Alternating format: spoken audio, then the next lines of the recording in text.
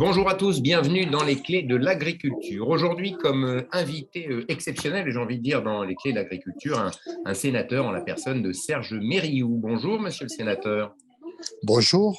Vous êtes donc sénateur de la Dordogne et vous avez commis avec vos homologues un rapport d'information intitulé Compétitivité, une urgence pour redresser la ferme France. En quelques mots et en synthèse, en lisant non pas tout le rapport, je vais être honnête, mais la synthèse du rapport, vous dites en quelques mots qu'il y a clairement le feu dans la ferme France. Qu'est-ce que vous entendez par là? Alors, ce que j'entends par là, c'est qu'aujourd'hui et de plus en plus, la ferme France se spécialise sur la montée en gamme, c'est-à-dire des produits de grande qualité. Et cette spécialisation ne nous gêne pas. Le problème, si vous voulez, c'est qu'on a abandonné l'entrée de gamme et le cœur de gamme. Et si les agriculteurs ont abandonné l'entrée et le cœur de gamme, ce n'est pas un choix personnel, c'est simplement parce que la compétitivité au niveau des prix n'est pas tenable pour l'agriculture française. Elle est par contre tenable en haut de gamme parce qu'on arrive à avoir des prix plus élevés qui permettent de rentabiliser le travail de l'agriculteur. Vous connaissez bien évidemment Christiane Lambert, la patronne de la FNSEA. Oui. On l'avait reçue dans les clés de l'agriculture il y a déjà 2 ans. Elle avait utilisé un terme en fait compte que vous réadaptez ici. Elle avait parlé de buitonisation de l'agriculture. On est devenu en France des agriculteurs pour du haut de gamme, des grands magasins de luxe exclusivement, mais on ne peut plus finalement nourrir la population à un prix raisonnable. C'est ça l'idée? Et c'est exactement ça l'idée. Et c'est une triple injustice. La première injustice, c'est que on ne permet pas aux catégories sociales les moins favorisées, mais c'est 70 ou 75% de la population, d'accéder à une alimentation de qualité. Ces catégories sociales sont obligées de se retourner vers des produits achetés souvent en supermarché, des produits importés et de qualité médiocre. La deuxième injustice, c'est que les agriculteurs n'arrivent pas à se rémunérer correctement, et c'est le cas notamment de la production laitière qu'on a pointé du doigt. Et la troisième injustice, ou troisième problème, c'est que ces produits importés ont un bilan carbone désastreux. Donc là, c'est cela qu'on pointe du doigt. On n'est pas du tout opposé à la montée en gamme. On dit simplement que l'agriculture française déserte petit à petit le cœur et l'entrée de gamme. Mais alors, monsieur le sénateur, à qui la faute? Je rappelle, vous êtes sénateur de la Dordogne, socialiste et écologiste, hein, si je ne dis pas de bêtises. Le bio, notamment le bio qu'on a essayé de favoriser, de développer en France, justement, pour être dans les clous.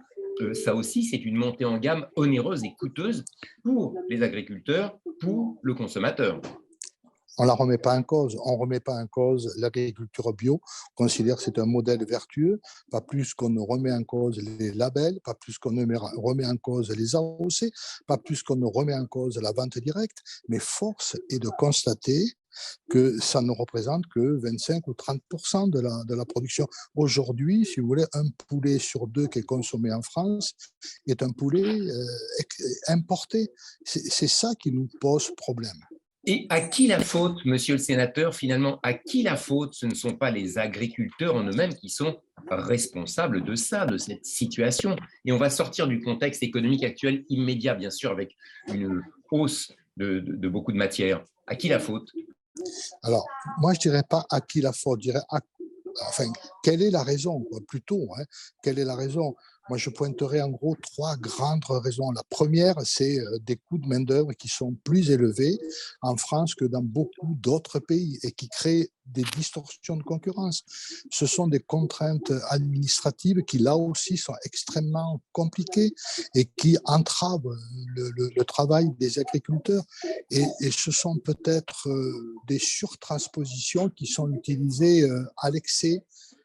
Ces trois catégories de familles créent des distorsions de concurrence qui finalement font que notre agriculture sur l'entrée de gamme, sur le bas de gamme, n'est pas compétitive.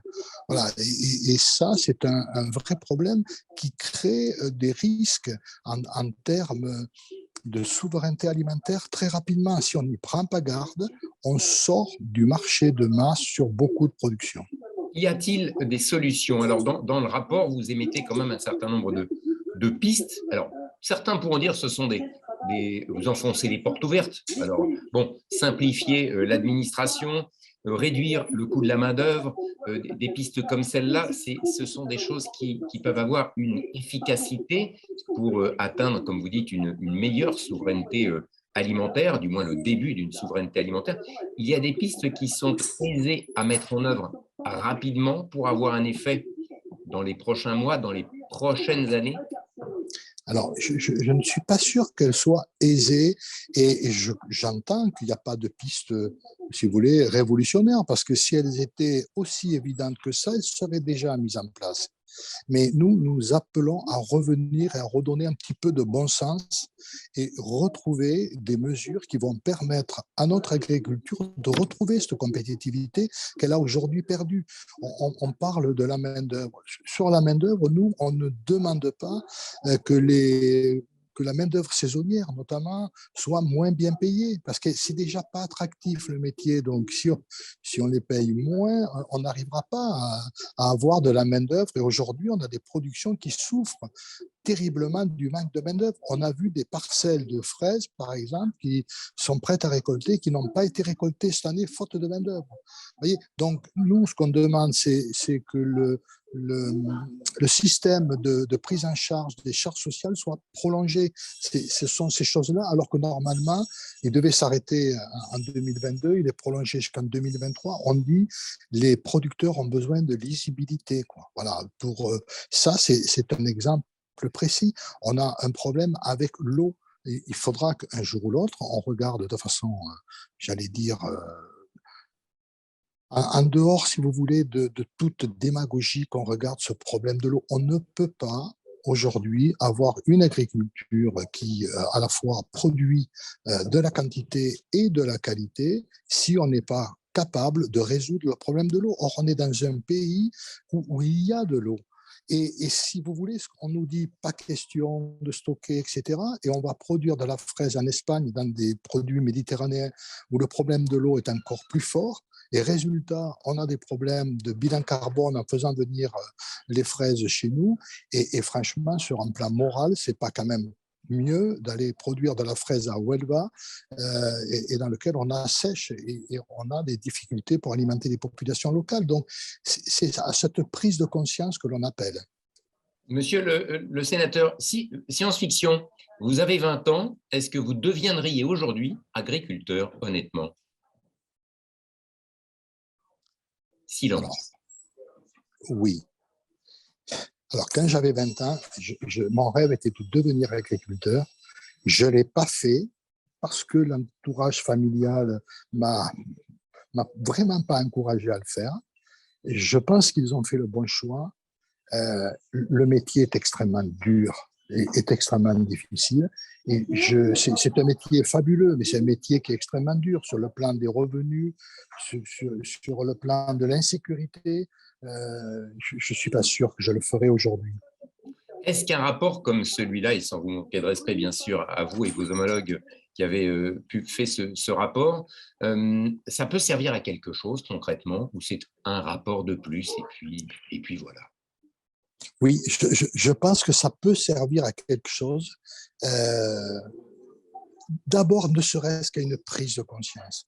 Je crois qu'on ne voit pas la détérioration de notre souveraineté alimentaire.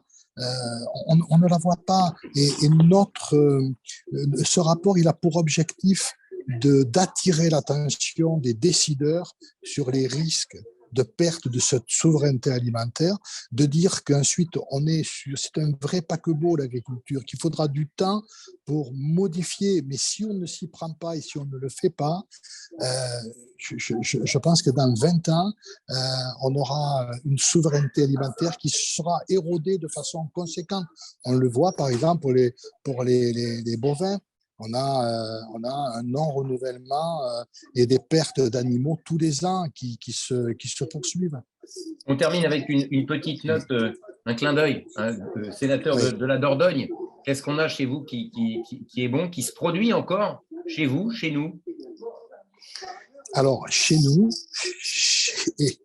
y a en des pistes, Dordogne hein. et chez nous en France, il se produit encore beaucoup de choses, plein de choses, mais moi, je ne suis pas satisfait de voir des producteurs qui ont encore la foi, qui travaillent durement, qui ont des compétences extraordinaires et qui ne sont pas capables de sortir 1000 euros par mois net. C'est catastrophique. C'est un crève-cœur et ça veut dire que derrière, on n'installe plus de jeunes. Et c'est ça qui nous embête. Et le lien entre agriculture, alimentation, santé, pour nous, est évident. Et c'est ce lien-là que l'on veut préserver. Monsieur le sénateur, je vous remercie. À très Je bientôt. vous en prie. Au revoir.